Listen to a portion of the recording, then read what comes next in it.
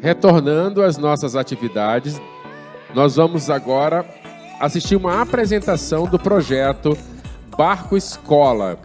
Quero convidar aqui no nosso palanque aqui o nosso querido Vicente Tino, servidor do TRT e responsável da startup Tree Earth.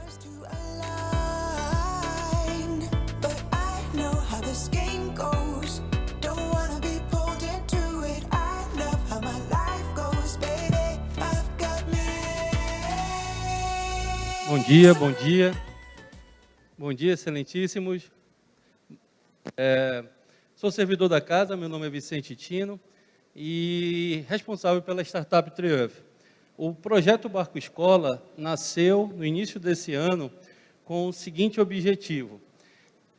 Durante o processo de Design Thinking do Laboratório de Inovação, a gente observou que havia necessidade dos servidores, dos magistrados e talvez da comunidade manauara ter conhecimento à realidade dos ribeirinhos do Amazonas. Aqui no Lago do Puraquequara nós temos várias escolas rurais que têm crianças, famílias que vivem muito próximas de Manaus, mas que têm uma realidade bem diferente de quem está em Manaus. Parem para pensar, quando eu preciso de um garrafão de água de 20 litros, o que vocês fazem? Eu ligo para um telefone ou eu uso um aplicativo. Isso não acontece nas comunidades ribeirinhas. Ele não consegue água mineral, água potável, usando o smartphone. Ele tem que levar o garrafão e aí tem um custo muito maior do que o nosso. Pronto. O Barco Escola nasce com esse objetivo, a gente levar magistrados, servidores, empresários, a conhecer a realidade e levar educação empreendedora digital para essas comunidades. E, junto com isso, nós vamos fazer ações de plantio de mudas nativas. Eu vou realizar uma apresentação rápida, é um vídeo de 3 minutos, que foi o lançamento feito agora, dia 26 de junho.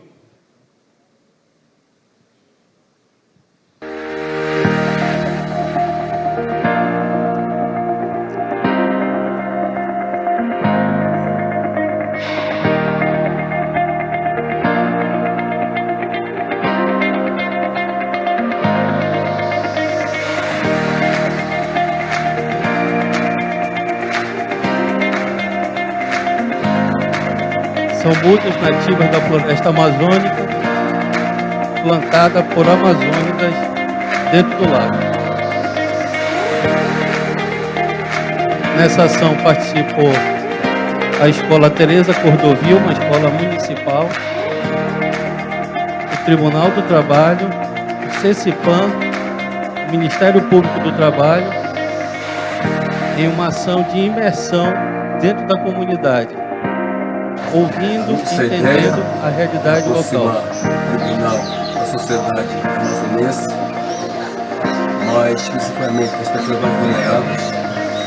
O projeto Tree Earth tem a ver com isso, tem a ver com as ODS, as ODS, levar a cidadania, educação, plantar árvore, educação, é nosso objetivo como gestor do Tribunal do CBN, e estamos felizes por fazer esse projeto, trabalhar em rede com as empresas, com a sociedade, com os caras da prefeitura.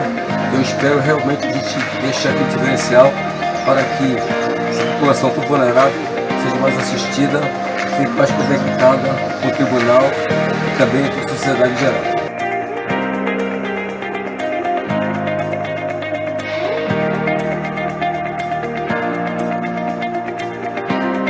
Todas as mudas plantadas foram georreferenciadas e tokenizadas na blockchain. Isso garante imutabilidade, rastreabilidade e transparência do projeto. O impacto ambiental é consolidado, o impacto social acontece, porque o valor das mudas é distribuído com o ribeirinho, com o viverista e o dono da terra.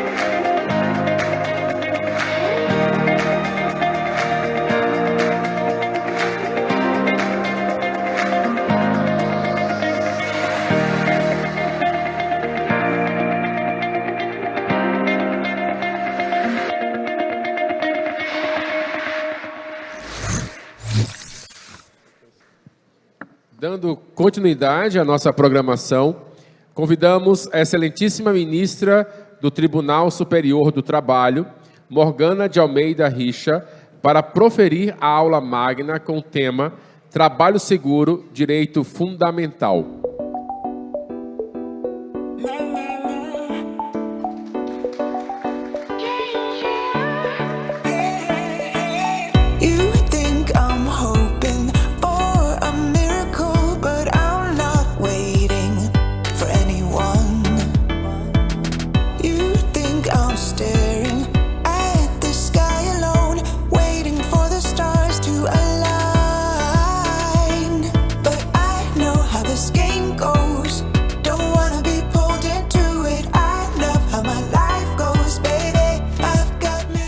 A todos, entre o bom dia e o boa tarde, porque já são 12:05, nós temos aqui uma atividade formativa da maior importância e nós vamos aqui compartilhar uns 40 minutos, mais ou menos, juntos, numa reflexão interessantíssima.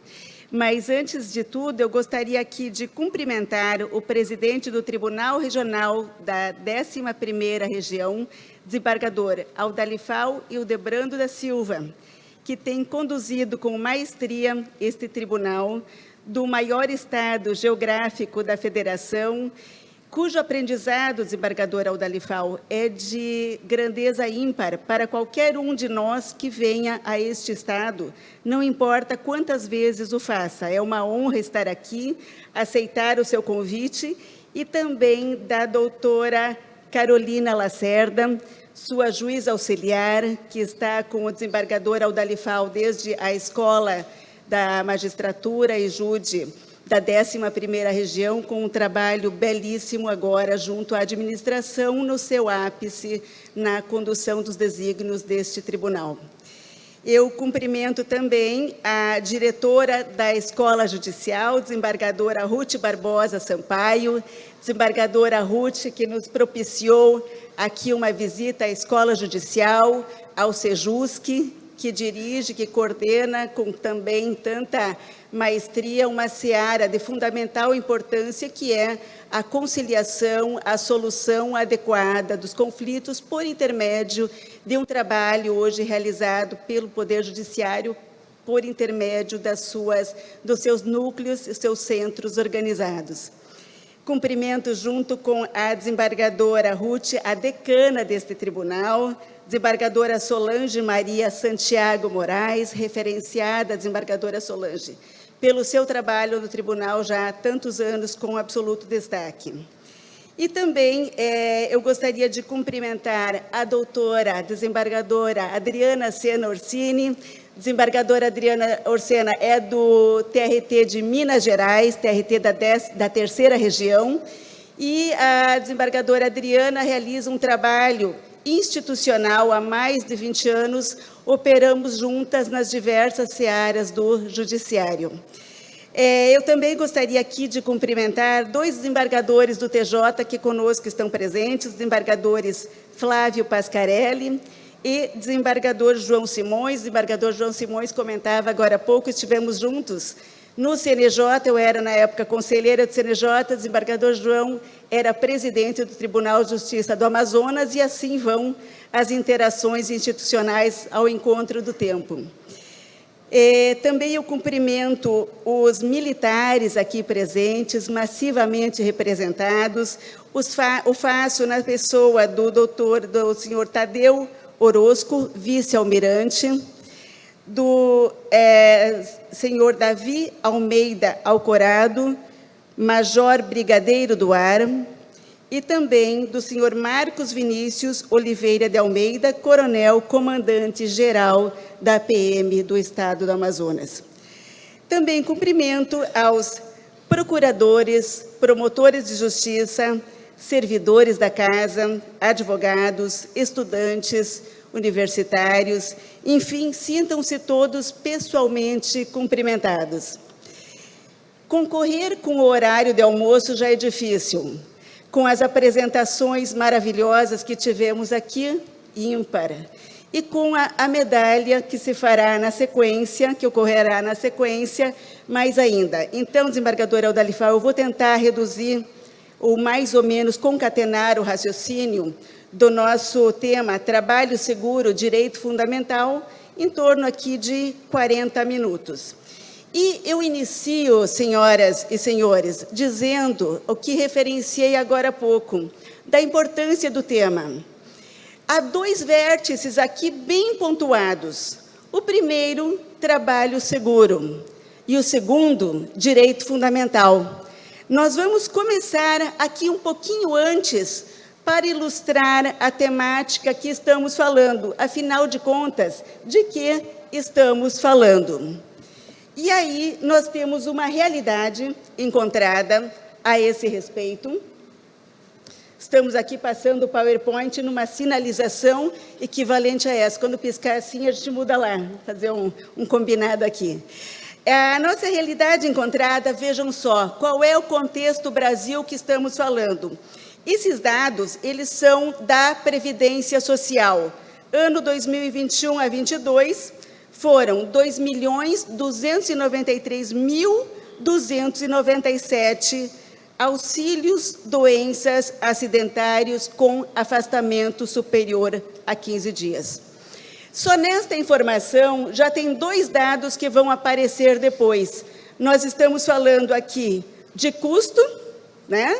Quase 3 milhões, 2.300.000 auxílios, doenças, tem um custo enorme previdenciário, mas também tem vidas, são 2.300.000 vidas adoecidas. Esse é um custo que que salta aos olhos quando falamos da temática trabalho seguro e direito fundamental.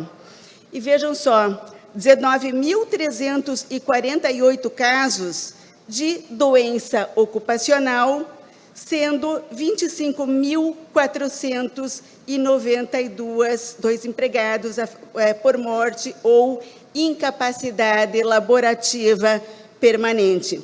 E, na maioria dos casos, esses acidentes, essas doenças, eles tiveram como reconhecimento a culpa, a responsabilização do empregador e saem do mercado de trabalho.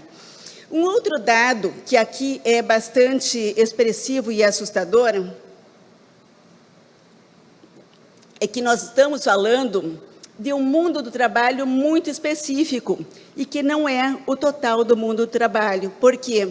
Este aqui é o trabalho registrado em CTPS, o trabalho seletista.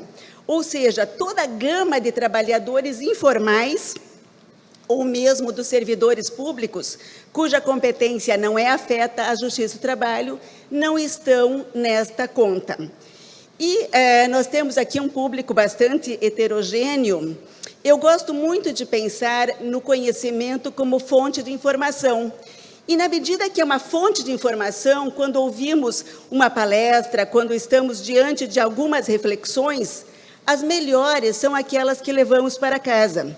Isso significa aquelas que, quando, mais tarde, estamos, seja numa conversa informal no jantar, seja quando estamos diante de alguma reflexão posterior, nos vem à luz elementos que foram trazidos nesse conteúdo científico.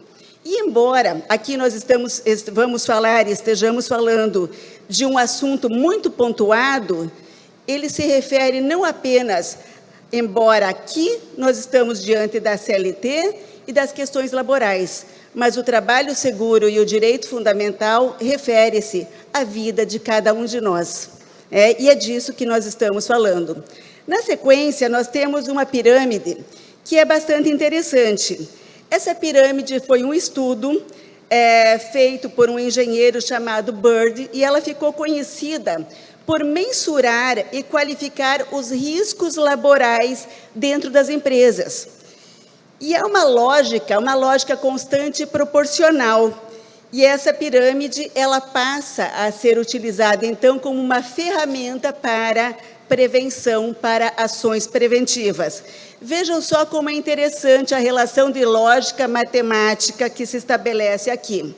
De 600 incidentes, ou quase acidentes, 30 São 100 lesões com danos materiais, mas há uma relação já de 600 para 30. Desses 30, 10 acarretam lesões leves e um acidente acarreta lesão grave ou morte. Então, isto mostra matematicamente que é possível trabalhar com uma lógica concreta e coerente dentro do acontecimento dos acidentes. E há uma relevância da prevenção de acidentes que já se fez presente naquela minha primeira menção, quando falamos do quantitativo de mais de 2 milhões dados da Previdência Social. Qual é? A preservação da integridade física do trabalhador. Essa é a fundamentalidade do direito que estamos tratando, integridade física.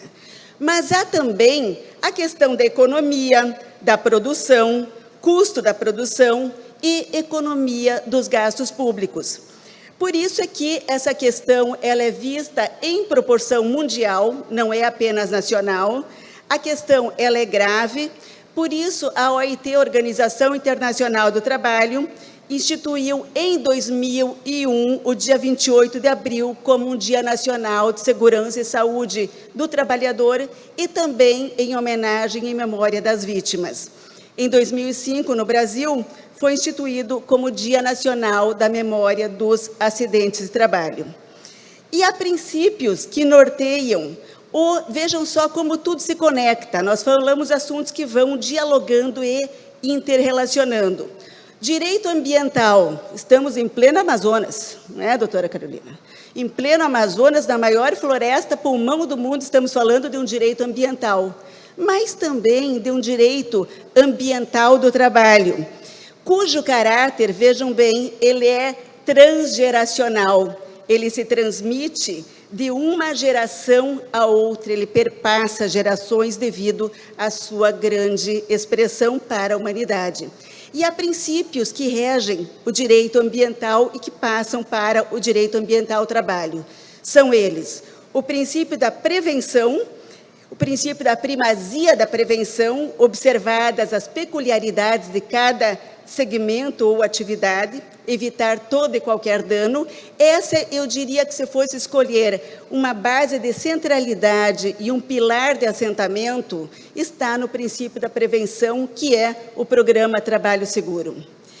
O segundo princípio, também muito em moda, bem conhecido de todos, é o princípio do poluidor-pagador, por meio do qual dano corresponde à reparação integral.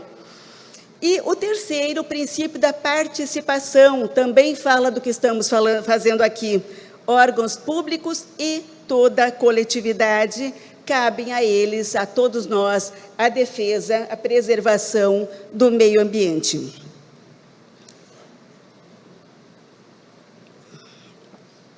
Perceberam que dia é hoje? 14 de julho. Queda da Bastilha, dia da Revolução Francesa, em que se comemora liberdade, igualdade e fraternidade. O que nós temos aqui como direitos fundamentais, doutora Adriana? A doutora Adriana é professora de todos nós nessa seara e se tem uma fundamentalidade de direitos fundamentais, na sua merecida redundância, ela vem nas mãos dessa interlocutora. Teoria dos direitos fundamentais, estamos falando de direitos essenciais ao ser humano.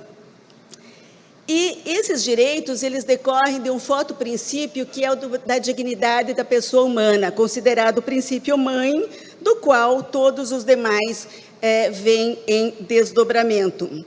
A característica dos direitos fundamentais é que aqui a gente até precisa destacar um pouquinho a historicidade.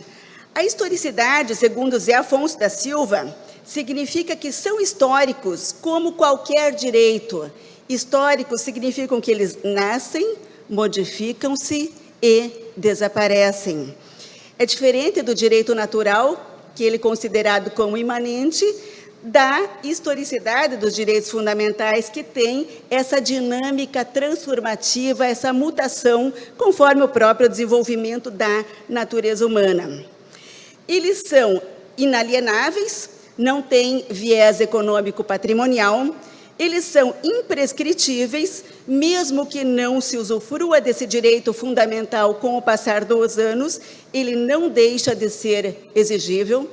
Os direitos fundamentais são também irrenunciáveis, pode-se deixar de exercê-lo, mas não renunciá-lo. São relativos, nenhum direito fundamental é absoluto, e são direitos na essência da personalidade. Quando falei agora há pouco na Revolução Francesa, dia 14 de julho, estão aqui as dimensões dos direitos fundamentais. Os direitos fundamentais de primeira geração, ou primeira dimensão, referem-se às liberdades, liberdades negativas clássicas. E foram sendo positivados os direitos fundamentais institucionalizados ao longo do tempo. Daí vem a primeira dimensão, como sendo esse aspecto da vida, honra, enfim, liberdades clássicas. Revolução Francesa, liberdade. Segunda dimensão de direitos fundamentais, relacionam-se às liberdades positivas, reais ou concretas.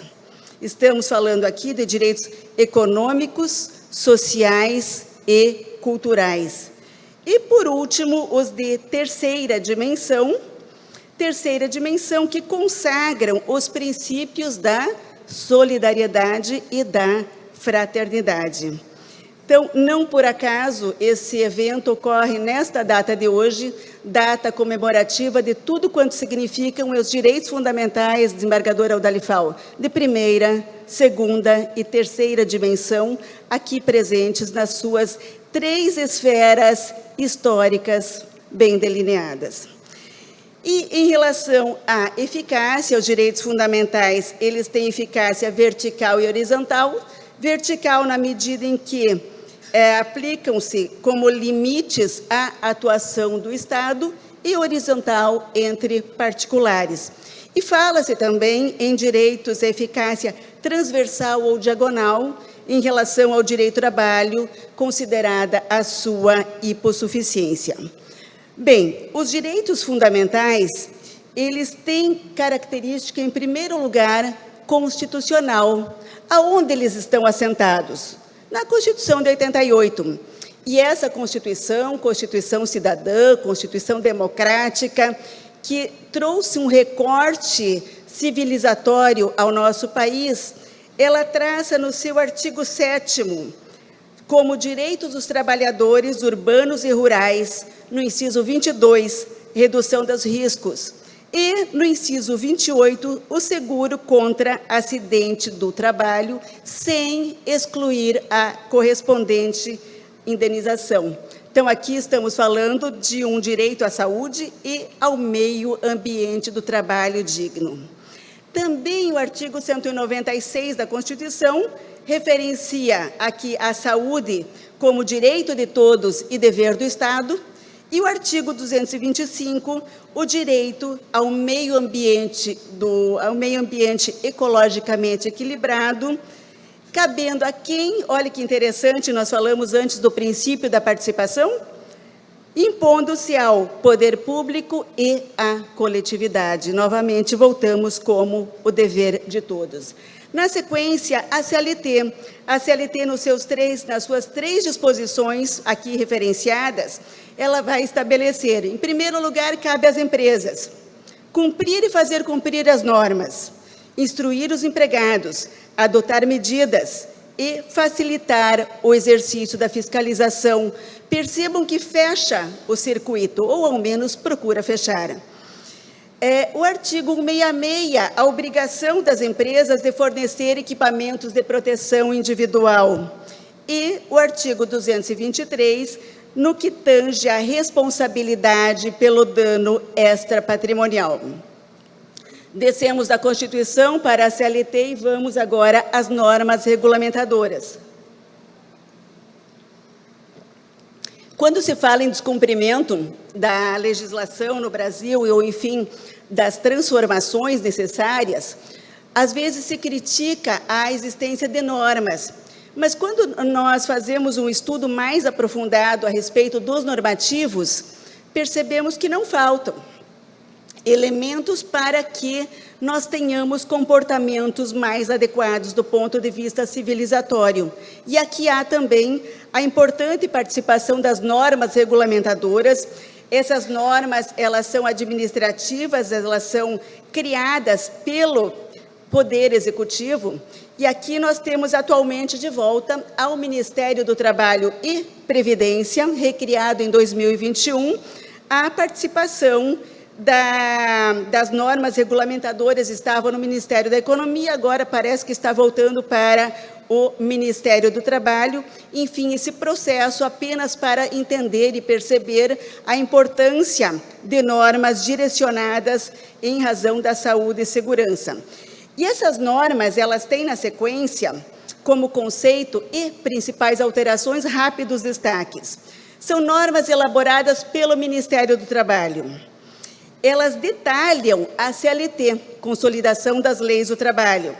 São de observância obrigatória para todo contrato sob a égide da Consolidação das Leis do Trabalho.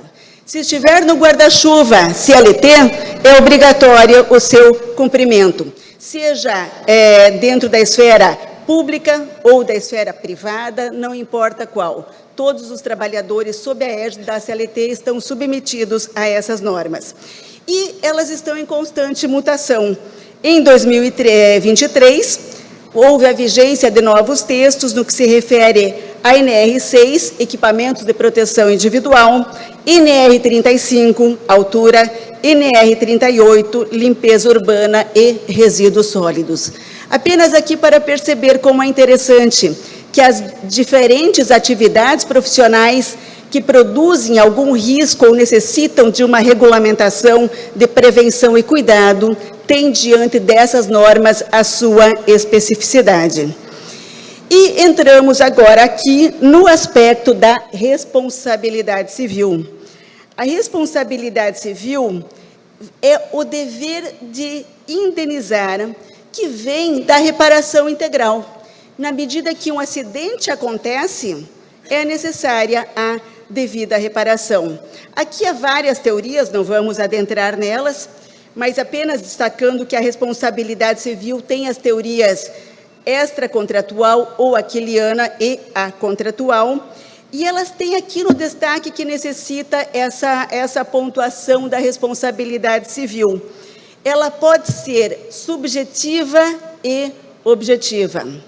Há uma grande importância nesta distinção, porque a responsabilidade subjetiva, ela se submete à regra do dolo ou culpa, ou seja, nós estamos aqui falando do dever de indenizar.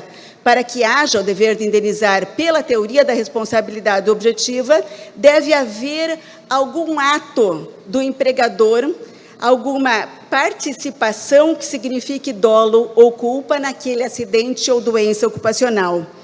Já a responsabilidade objetiva, que ela está prevista no Código Civil, no artigo 927 do Código Civil, ela significa atividades de risco. E, no geral, a teoria mais aceita para esse aspecto da responsabilidade objetiva é a do risco criado, que é aquela que decorre do fato de uma empresa, de uma atividade desenvolvida, colocar em funcionamento determinada atividade. Na medida em que esta atividade significa um maior risco para aquele empregado que a está exercendo, a responsabilidade que se estabelece é de plano objetiva. Isso significa ausência de dolo ou culpa, de modo que as excludentes da responsabilidade objetiva são apenas culpa exclusiva da vítima, caso fortuito e força maior. E outro aspecto interessante na responsabilidade civil são os danos materiais, morais e estéticos. E é pacífico que dano moral e estético são cumulativos. Há uma súmula do STJ, súmula 387, que reconhece a acumulação das duas possibilidades de dano. Por último, nesse aspecto aqui ainda do problema judicial e do acidente de trabalho, no que se refere à reparação, um importante debate sobre a questão da competência. A competência da Justiça do Trabalho para as ações decorrentes do acidente de trabalho e doença ocupacional, ela é bastante recente para nós. A doutora Adriana acompanhou, junto comigo e outros tantos, esse debate. Até a Constituição de 88, a competência gerava controvérsias, mas estava pacificado que, expressamente que a Justiça Comum Estadual era a jurisdição competente. Estão aqui os nossos 2 desembargadores do TJ, que certamente operacionalizaram esse tipo de matéria. Mas com a emenda 45, essa emenda 45 ela foi de 2004, que ela é conhecida como a reforma do judiciário, acentuou-se a discussão da competência. E fato é que houve um conflito de competência no Supremo Tribunal Federal no ano de 2005, e esse conflito pacificou, enfim, o entendimento de que a competência da Justiça do Trabalho para as ações decorrentes do acidente estava consolidada, cabendo apenas à Justiça Comum a competência residual para as demandas já julgadas. Houve, nesse ano de 2005, senhoras e senhores, um deslocamento expressivo da matéria para a Justiça do Trabalho. Nós recebemos inúmeros processos em curso e a Justiça do Trabalho, rapidamente, ela incorporou essa competência, deu uma dinâmica processual, celeridade e efeitos. E é interessante, desembargadora Ruth, na época, nós recebemos, eu era titular da 15ª Vara de Curitiba, e ali nós recebemos de imediato, no deslocamento de competências, os processos eram físicos, aquelas remessas de volumes e mais volumes de processos que envolviam acidentes e doenças. E especificamente, ele tratava de uma situação de uma empregada doméstica, eu sou de Curitiba, e lá é muito frio, e os aquecedores, muitos deles, ficam dentro da área da lavanderia, do quarto de serviço, e houve um vazamento de gás. E naquele vazamento de gás, ela não acordou. E a ação, ela tinha 9 anos de tramitação, e um diferencial bastante interessante da Justiça do Trabalho é que não há recurso das decisões interlocutórias. Então, o nosso processo ele costuma ser muito dinâmico, muito ágil. Críticas ou bênçãos do que isso signifique, mas fato é que a nossa tramitação é muito rápida. E ali, a mãe da empregada falecida disse na audiência que nós fizemos a primeira, não tinha havido nenhuma audiência até então, eram vários recursos, eram agravos, enfim, tinha uma discussão sem número de decisões interlocutórias. O empregador era um juiz de direito e era um apartamento locado de uma proprietária juíza do trabalho. E aquela senhora dizia, mas não tem justiça. Não tem justiça porque aqui estão os poderosos. Bom, como é que nós resolvemos isso, desembargadora Ruth? Numa conciliação. Numa tarde de conciliação com muitas horas, e acabou que nós conseguimos entregar uma prestação jurisdicional que, no mínimo, deu alguma dignidade e respeito com esse espaço de atuação. E é claro que a Justiça Comum também tem uma atuação zelosa e profícua em todos os aspectos que faz. O diferencial, talvez, aqui para a especialidade da Justiça do Trabalho seja um perfil próprio, específico e aprofundado dentro da seara trabalhista, que é a nossa natural vocação, e a questão da celeridade da tramitação dos processos. Mas vejam, até aqui eu vou fechar o nosso capítulo problemas e vamos continuar nos problemas com outra dimensão, que é a do encaminhamento via uma política pública. E o acesso à justiça é o que determina a origem dessa formatação. Aqui caberia uma reflexão imensa sobre essa matéria que é fenomenal.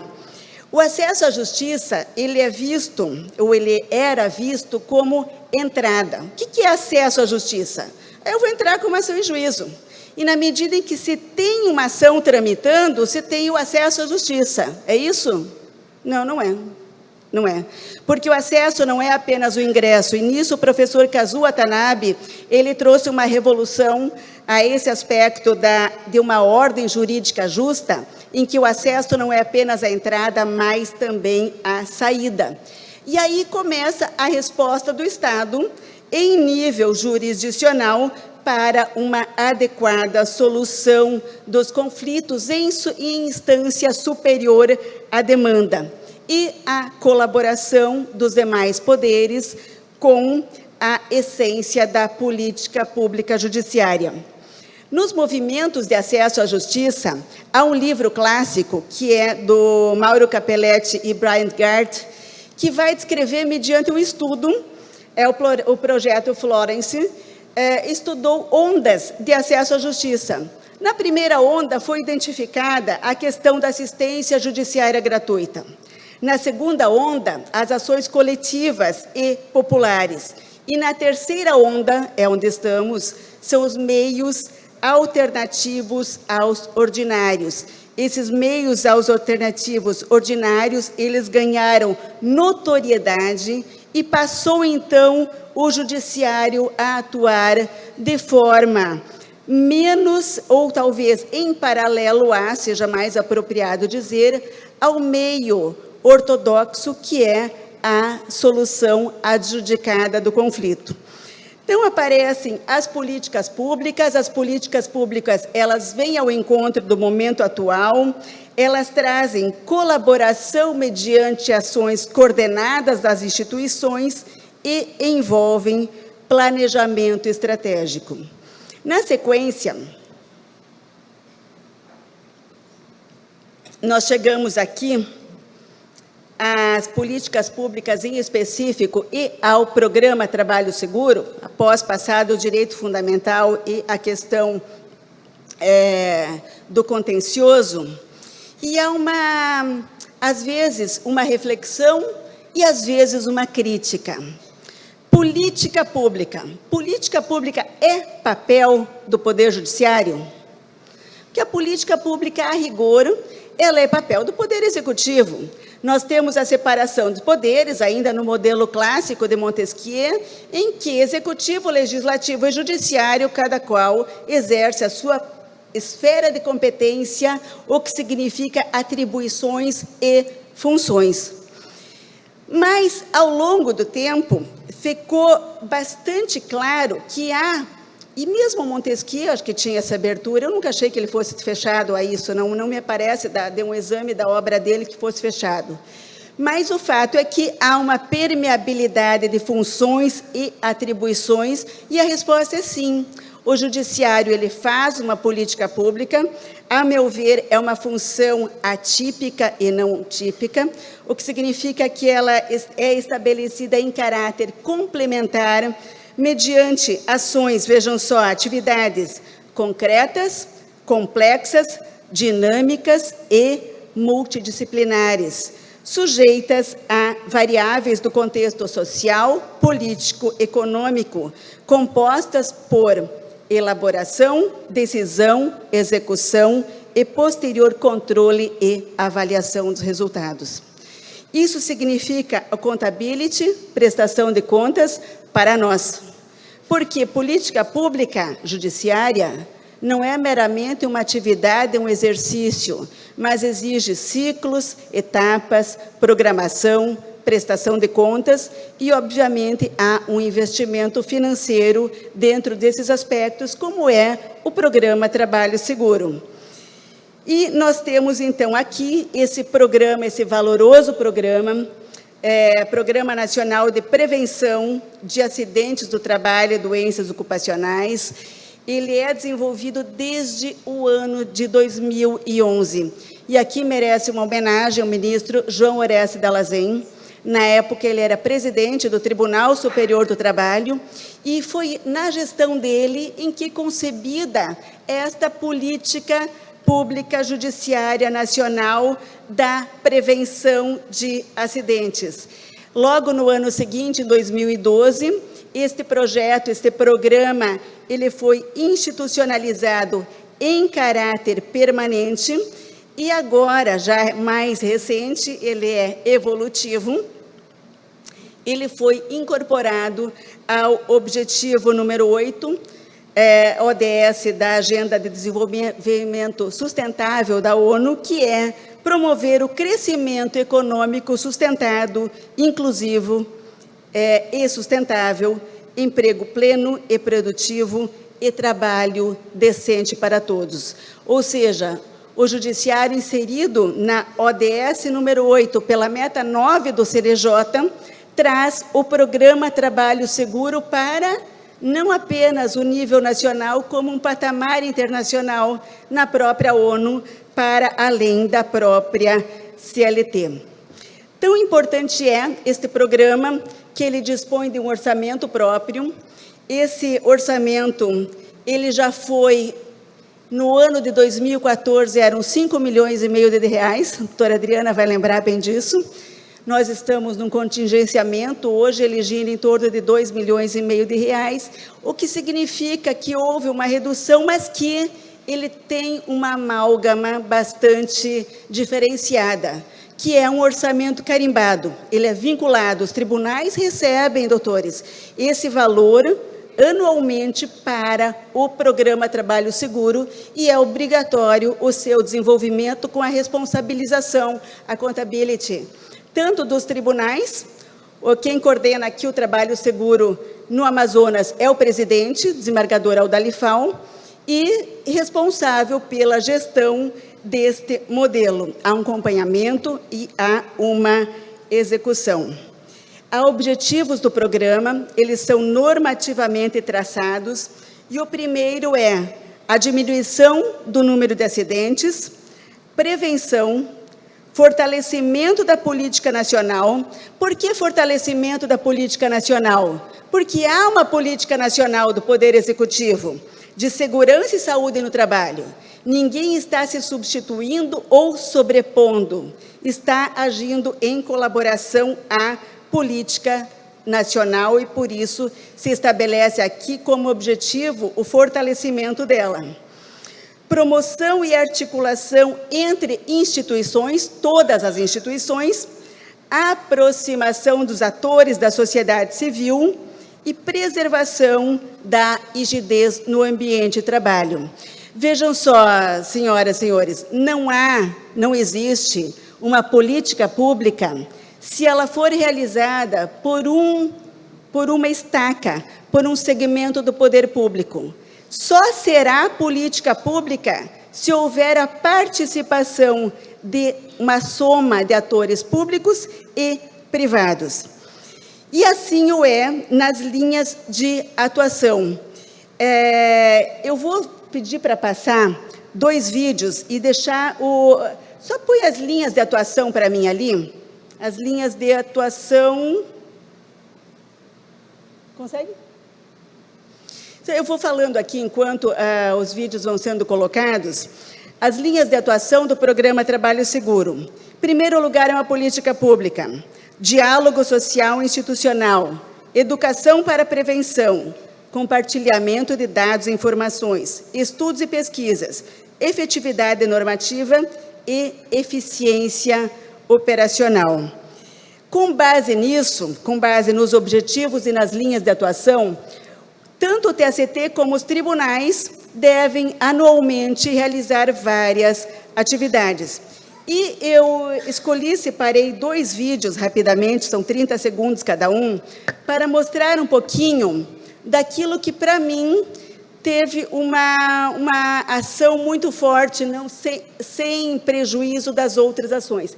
Foi uma campanha que nós fizemos no ano de 2014, no programa Trabalho Seguro. E nessa campanha, o grande destaque da atuação é a visibilidade e a mudança da cultura. Que não adianta fazer um trabalho que não toque o coração das pessoas, que as pessoas não se sintam inseridas. Então, quando nós pensamos, eu falei aqui no começo, o assunto que a gente leva para casa. Quando houve o acidente que não tem nada a ver com a questão de vínculo empregatício, mas é um assunto que está na mídia todos os dias, que está se discutindo no Brasil. Não sei por que tanta importância para isso, mas, enfim, não que o caso não mereça a discussão, mas todos os dias temos notícia de quem são os herdeiros do Gugu Liberato. Quem vai receber a herança? O Google sempre me conta aquilo que eu vou ler, como para todos nós, claro. E todos os dias, ao abrir o Google, aparece a briga dos herdeiros do Gugu. Como é que o Gugu faleceu? Ele caiu. Ele não estava trabalhando, ele não era um empregado, ele estava na sua casa fazendo lá uma reforma, fazendo um cuidado em relação à casa. Mas o que significa, o que aquele acidente tem para dizer para nós na esfera privada? Que nós colocamos escadas, nós subimos em janelas, nós fazemos várias ações que são evidentes, que são absolutamente destacadas, que, como diziam minhas filhas, mãe, vai dar ruim. E vai dar ruim. Não tem como dar certo, né? E essa campanha de 2014, ela tinha o seguinte lema: acidentes não acontecem por acaso, acidentes acontecem por descaso. A prevenção é o melhor caminho. Essa campanha tinha alguns vídeos, esses vídeos foram ao ar na televisão, 2014, são quase 10 anos, né? O tempo passa rápido. E, na época, era presidente do TST o ministro Levenhagem. Estava lá a outra doutora Adriana. E ela também participava desse grupo de trabalho, a doutora Adriana Pimenta. E ali nós fomos, o programa Trabalho Seguro respondeu perante a mídia por fazer propaganda muito violenta.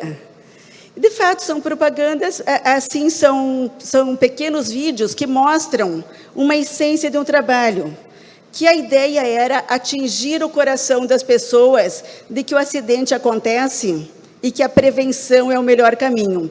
Então, vamos rodar rapidamente esses vídeos, porque eles acho que falam mais do que qualquer a interlocução que eu possa acrescentar aqui, daí a gente já vai caminhar para a finalização.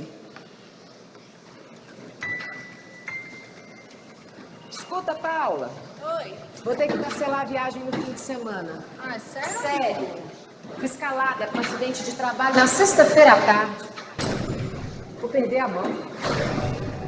Mas assim, de repente? De repente não. Tem dias que isso tá para acontecer. Programa Trabalho Seguro. A prevenção é o melhor caminho.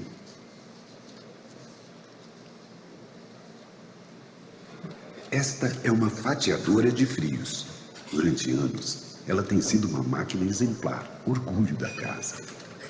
Mas o tempo passa, e mesmo que não aparente, ela tem um sério problema na lâmina. Hoje, ela é um acidente esperando para acontecer.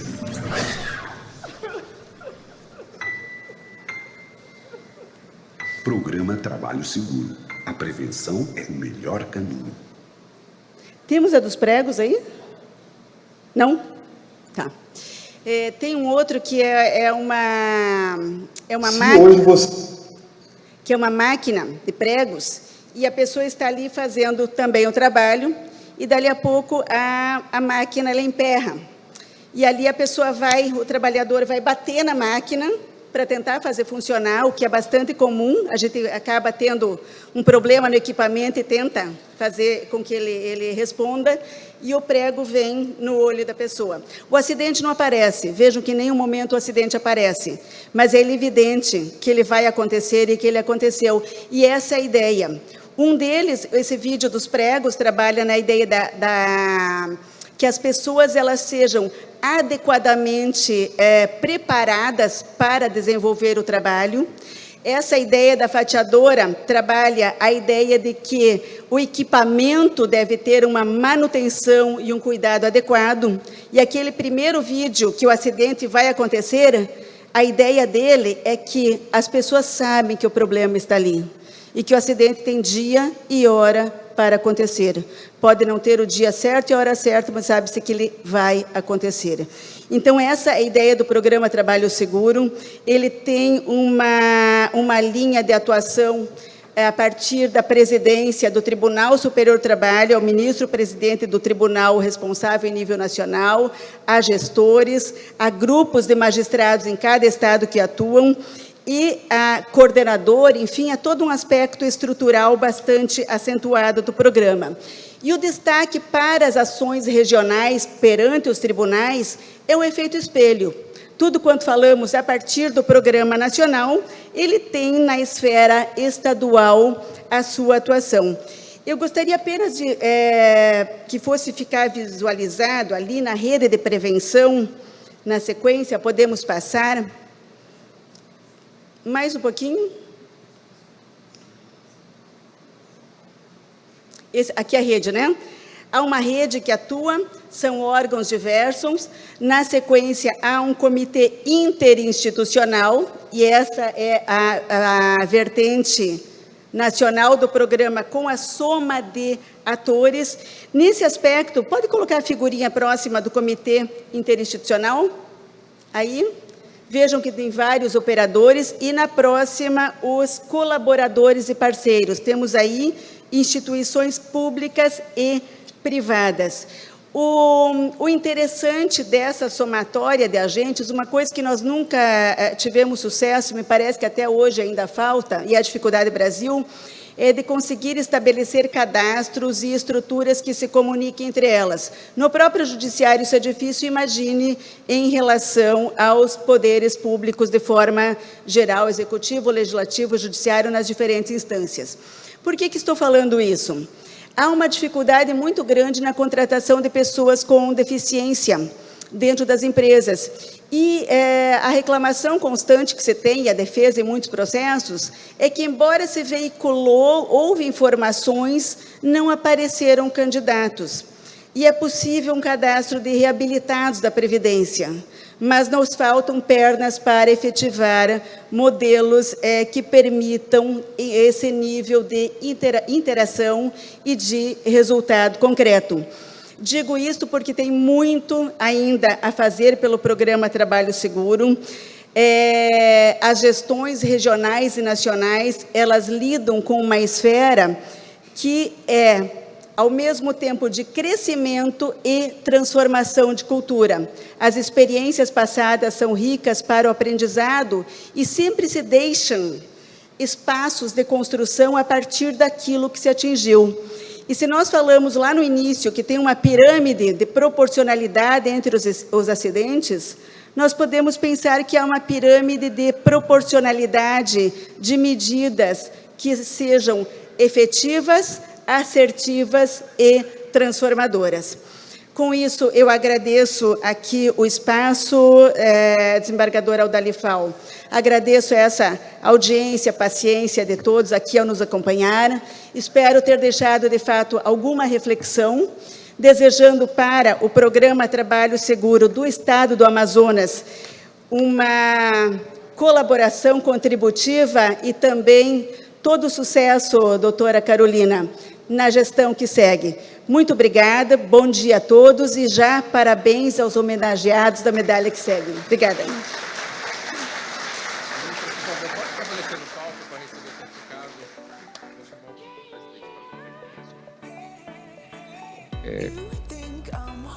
Convido o excelentíssimo desembargador presidente, Audalifal Ildebrando da Silva, para entrega de certificado para a ministra participante aqui com a aula magna.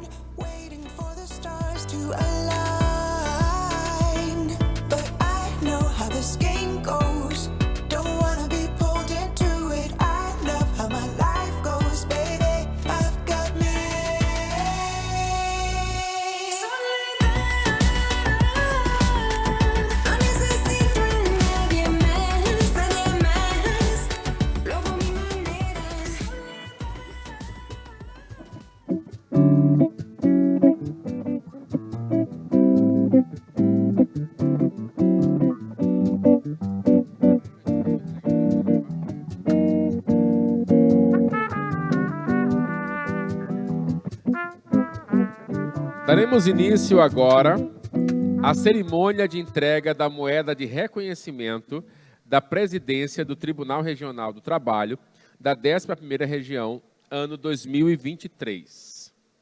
Convido mais uma vez o excelentíssimo desembargador presidente, Audalifal Ildebrando da Silva, para as palavras sobre a nossa premiação. Boa tarde a todos. Permissão, decana, para usar a palavra.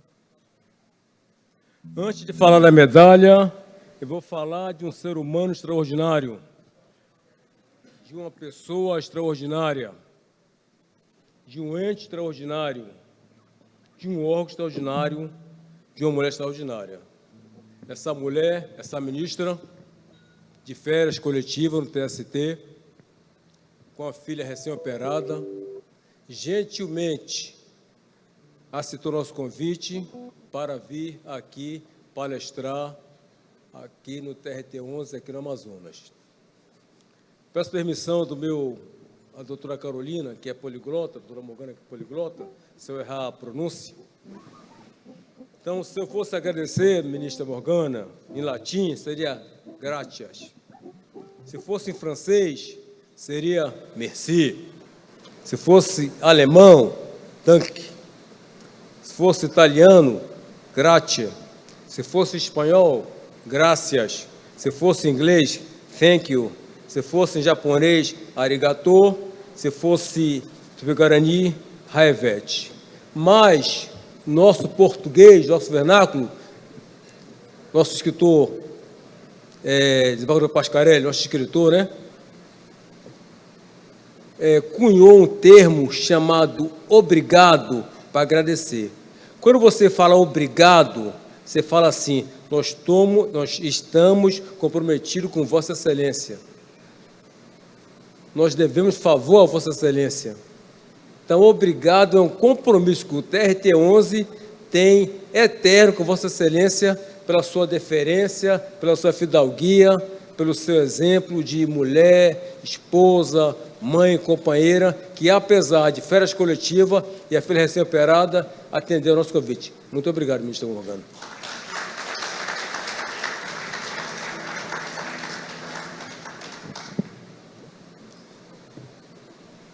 E falando agora da moeda, da medalha, inspiração da caserna, de militares, chamada, tem uma inscrição em latim chamada Pulibus Uno, significa somos um. Somos um. Na independência americana, Pulibus Uno estava à frente desse lema. Na bandeira do Benfica, time português, também há esse lema, Pulibus Uno. Padre Vieira diz que a gente é união. No hino do Liverpool, o canto fala You will never walk alone.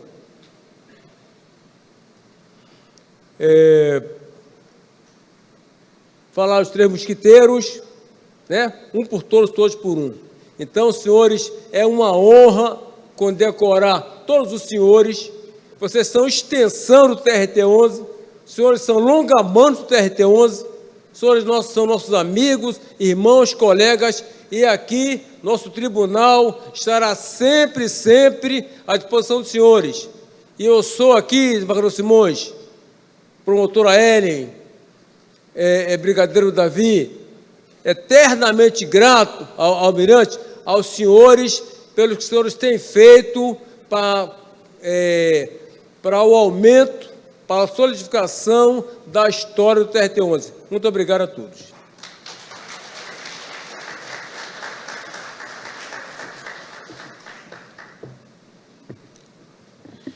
Dando sequência à cerimônia de entrega da moeda de reconhecimento, queremos falar um pouco sobre vamos ler um pouco do histórico da comenda. A moeda de reconhecimento da presidência do Tribunal Regional do Trabalho da 11ª Região foi instituída através de portaria expedida pela presidência sob o número 447/2023, SGP, de 20 de junho de 2022.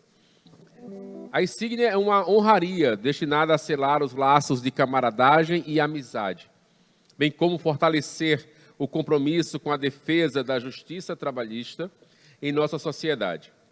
A criação da honraria se deu pela necessidade de reconhecer as autoridades, servidores e cidadãos que prestam relevantes serviços à presidência e contribuem de forma relevante para sua missão e visão institucional. bem como se destacaram por seus serviços prestados ao Tribunal Regional do Trabalho da 11ª Região e que exemplificaram os valores e princípios da justiça do trabalho, em especial a dignidade do ser humano e a proteção do trabalho. A honraria será concedida com a seguinte aposição: o presidente e o agraciado ficarão um de frente para o outro e com o punho fechado em cima do peito. Em seguida, será feita a entrega. Então, eu quero convidar o nosso presidente para estar aqui à frente. E para o primeiro bloco de entregas, quero convidar a excelentíssima ministra do Tribunal Superior do Trabalho, Morgana de Almeida Richa, e a senhora advogada Vitória de Almeida Richa.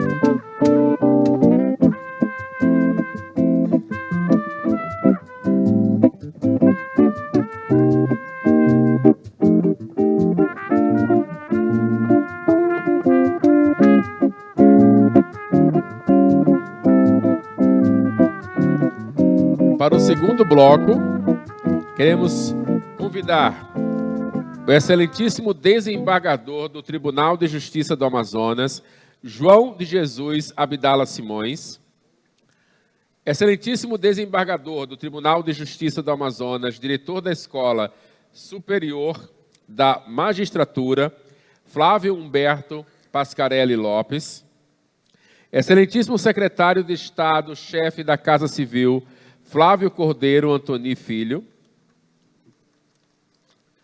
e o excelentíssimo secretário de Estado da Casa Militar, Coronel Fabiano Machado Bó.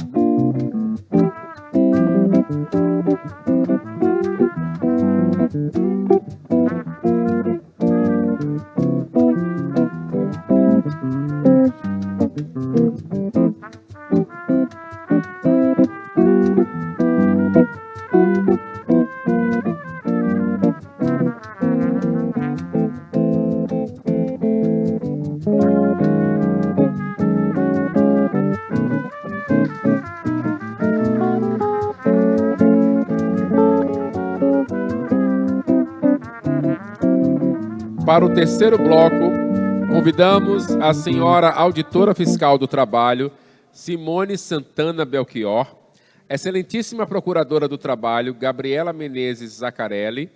Excelentíssima Procuradora do Trabalho, Joalha Ingrácia Santos de Oliveira.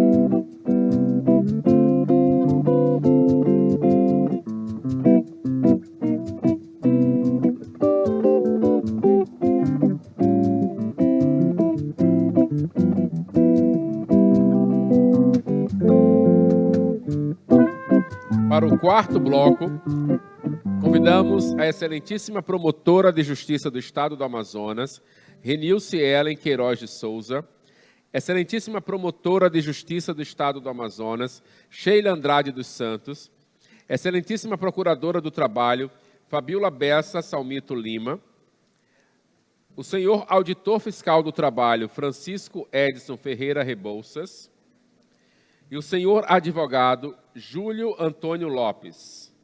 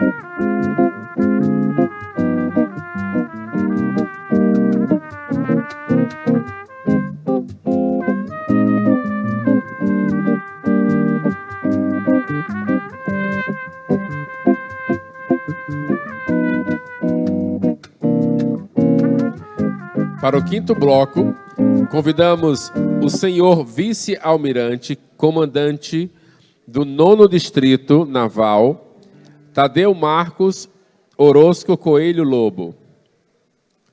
Senhor Major Brigadeiro do Ar, comandante do 7º Comar, David Almeida Alcoforado.